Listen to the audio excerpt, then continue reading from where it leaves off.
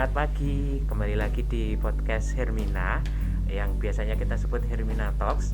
Hari ini perkenalkan saya Dr. Henry Aldesia Pratama, dokter umum di Rumah Sakit Hermina Solo. Bersama tamu spesial saya hari ini mau membahas mengenai tentang gigi berlubang atau kalau kita sebutnya sih biasanya karies. Nah, bersama saya sudah ada Dr. Gigi Andi. Ya, semangat pagi dok. Ya, selamat pagi. Gimana kabarnya dok? Baik. Oh iya. Gini dok, hari ini kita dikasih tema tentang gigi berlubang dok. Kalau saya kan background saya kan dokter umum, kalau dokter kan dokter gigi. Misalnya saya juga tidak terlalu paham atau masih agak awam juga sih dok tentang gigi berlubang. Nah, gigi berlubang ini biasanya penyebabnya apa ya dok? Soalnya anak kecil juga sering berlubang, orang tua kadang juga berlubang, orang-orang dewasa gini ya kadang ya ada yang sering berlubang sih dok. Itu gimana dok?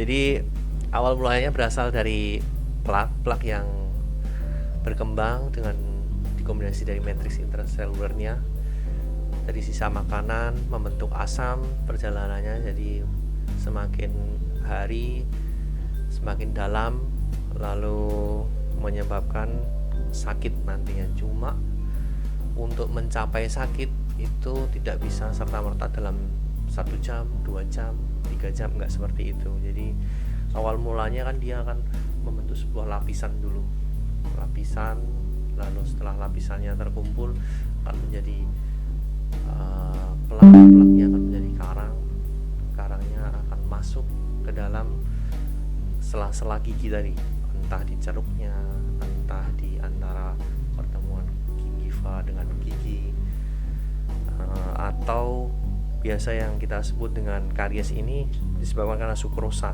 yang dalam waktu tertentu berubah menjadi asam yang menurunkan pH dalam mulut sehingga memulai mempercepat proses demineralisasi dari gigi. Berarti memang awalnya itu dari ini ya dok, katakanlah sisa makanan atau mungkin dari kalau sukrosa itu mungkin seperti makanan manis ya dok? Iya. Bagaimana? Oh iya, berarti memang dari makanan manis atau sisa makanan yang mungkin masih tersisa di gigi. Nah itu kan biasanya kan kalau orang-orang setelah makan sikat gigi dok, ada faktor risikonya enggak sih dok kalau misalkan sikat gigi enggak benar atau bagaimana, jadi tetap bisa bikin gigi berlubang? Iya, jadi sikat gigi merupakan elemen penting dalam menjaga kebersihan dalam mulut. Kenapa begitu? Karena dengan kita tidak menggosok gigi dengan baik dan benar, otomatis makanan akan tertinggal di dalam mulut, baik secara serpihan saja maupun dalam jumlah besar. Ketika ada makanan terselip, maka saya selalu bilang kepada pasien jangan biarkan tertinggal dalam jangka waktu yang lama, karena begitu tertinggal dalam jangka waktu yang lama akan menyebabkan dimulainya proses demineralisasi dari gigi tersebut. Jadi awal mulanya kan karena pasti ada makanan terselip. Jadi istilahnya apa ya kalau saya bilang tidak bersih dalam membersihkan sisa-sisa makanan, entah di ceruk giginya, di sela-sela giginya, atau di pertemuan gingiva dengan giginya. Istilahnya kayak ada yang nyelilit gitu ya? Iya. Jadi kalau ada yang nyelilit terus kita sikat giginya tidak benar, ada kemungkinan besar nanti bisa jadi gigi berlubang ya ke depannya. Betul. Ya. Kalau untuk itu kan awal-awal biasanya kan orang nggak kerasa ya dok. Ya itu biasanya kalau sudah ada gigi berlubang, ada nggak sih dok gejala-gejalanya yang biasanya dirasakan sama pasiennya? Iya, paling sering kan ada rasa tidak nyaman. Pasien awal mula ada rasa tidak nyaman. Oh dok, gigi saya sebelah sini tidak nyaman. Kenapa? Hanya untuk mengunyah aja tidak nyaman. Kemungkinan bisa saja awal mula terindikasi berlubang.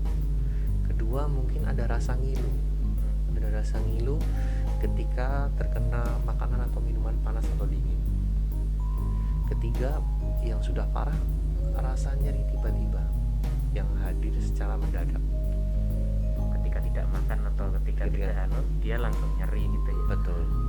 Oke, berarti memang yang namanya biasanya ya nyeri tiba-tiba itu yang sudah parah ya dok. Artinya yang masih awal biasanya rasa tidak nyaman ketika makan. Jadi makan pun rasanya giginya kayak mengganjal gitu ya.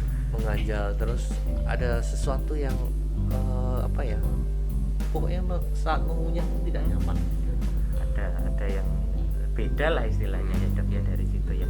Nah kalau ada tanda-tanda seperti itu dok, apakah kita harus langsung ke dokter gigi atau sebaiknya nunggu sampai kapan atau gimana dok? Enggak, kalau ketika mulai ada sensasi tidak nyaman, ngilu atau rasa nyeri, berarti harus datang segera ke dokter gigi. Ketika datang kita harus lihat satu persatu dari ujung sebelah kiri, ujung sebelah kanan, mana yang letak tidak nyaman. Pasien nanti kita minta untuk mengunyah juga, lalu kita cek apakah plak dan karangnya banyak atau tidak.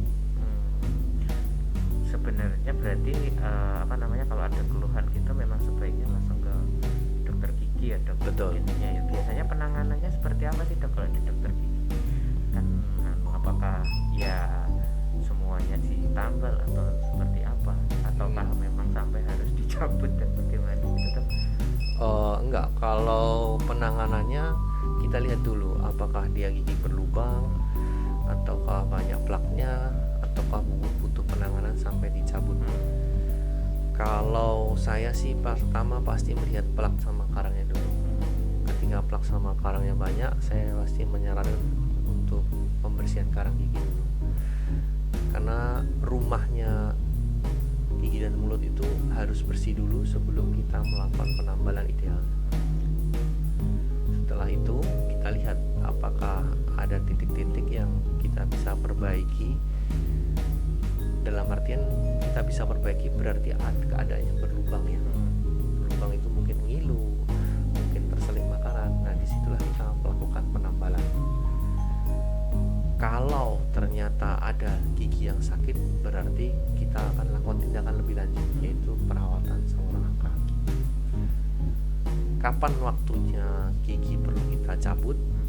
Biasanya gigi kita cabut apabila tertinggal hanya sisa akar giginya saja. Ya, mahkotanya juga tidak ada, berarti kemungkinan besar giginya harus kita ambil. Berarti memang penanganannya pun banyak ya, artinya giginya masih kalaupun sampai berlubang masih bisa diselamatkan, tidak harus sampai dicabut ya dok. Tapi kan tetap kalau orang itu kan biasanya istilahnya kalau gigi itu kan kalau nggak sampai parah kan jarang ke dokter gigi itu. Betul. Nah itu ada nggak sih dok pencegahannya gimana, atau mungkin memang sebenarnya harus ke dokter gigi itu ada panduan rutinnya, jadi meskipun tidak nyeri ya tetap harus rutin ke dokter gigi yang seperti itu, ada nggak sih dok? Sebenarnya pesan saya ke semua pasien juga sama, bahwa maintenance yang paling penting adalah perawatan sehari yang paling penting, yaitu menggosok gigi 2 kali sehari. Satu pagi hari selepas sarapan pagi terpaut 15-20 menit, 2 sebelum tidur. Entah mau tidur jam berapapun tetap harus gosok gigi. Mau makan lagi setelah itu boleh, kamu harus tetap gosok gigi kembali. Tetapi bukan berarti tiap kali makan kita harus menggosok gigi. Yang penting caranya benar, menggosok gigi yang benar. Semua permukaan gigi harus digosok, baik permukaan sisi kunyah depan maupun sisi dalam. Sisi depan biasa menggosok gigi dengan cara berputar, sisi dalam biasa menggosok gigi dengan arah dari gusi ke gigi. Permukaan kunyah seperti biasa gerakan maju mundur saja. Tiap sisinya saya menganjurkan 6 kali putaran atau 6 kali tiap sisinya. Lalu itu harus dilakukan sampai kapan? Seumur hidup harus dilakukan, karena menggosok gigi yang benar merupakan kunci untuk kesehatan gigi dan mulut yang baik. Cara menggosok gigi yang benar biasa kita lakukan 2 kali sehari. Satu saat pagi hari setelah sarapan pagi terpaut 15-20 menit, kedua sebelum tidur. Saya akan mengajarkan cara menggosok gigi yang benar. Semua permukaan harus digosok, baik permukaan depan, permukaan kunyah maupun permukaan dalam. Pertama, sisi permukaan kunyah dulu kita gosok 6 kali, 6 kali, 6 kali, dan 6 kali. Sisi bagian depan menggosok ada 2 cara. Yang pertama dengan berputar, putar besar, putar kecil, putar besar, putar kecil, terus putar besar, putar kecil, putar besar, putar kecil. sebanyak 6 kali dari sisi kiri ke kanan. Cara kedua, dari arah gusi ke arah gigi. Maka cara menggosok giginya 1, 2, 3, 4, 5, 6. Begitu terus sebanyak 6 kali. Sisi atas sebanyak 6 kali juga. 1, 2, 3, 4, 5, 6. Dari sisi kiri ke kanan ataupun sebaliknya. Dari sisi bagian dalam kita juga harus tetap menggosok dari arah gusi ke arah gigi. Maka cara menggosok giginya gusi gigi, gusi gigi, gusi gigi, gusi gigi. Tiap sisinya diulang sebanyak 6 kali. Pastikan bulu sikat masuk ke antara ceruk-ceruk giginya, masuk di antara gigi dengan gigi, gigi dengan gusi, sehingga makanan dapat tersapu dengan keluar. Yang terakhir yang digosok adalah lidahnya. Kalau kita menggosok lidah, biasanya satu arah ke arah keluar dan sampai berwarna pink.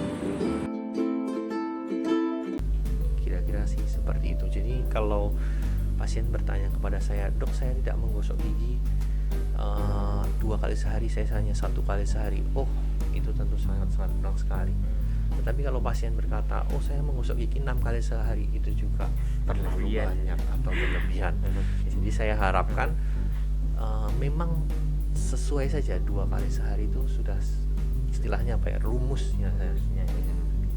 Berarti memang kalau menggosok gigi, kalau dari panduannya dari dokter gigi Andi adalah pagi hari setelah sarapan 15 menit atau sampai 20 menit, atau yang kedua sebelum tidur ya dok ya. Betul. Kemudian untuk caranya memang harus benar ya, artinya kan caranya tidak, kadang kan orang bilangnya saya gosok gigi 2 kali sehari, tapi kan ya caranya ya hanya sekedar gosok gigi biasa seperti itu.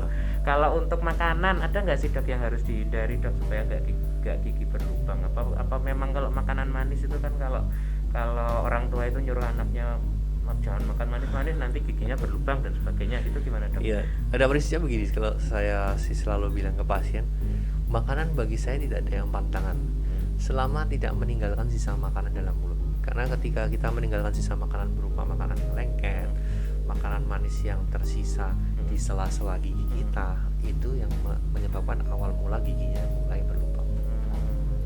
Minum air putih setelah makan itu bisa mengurangi. Betul.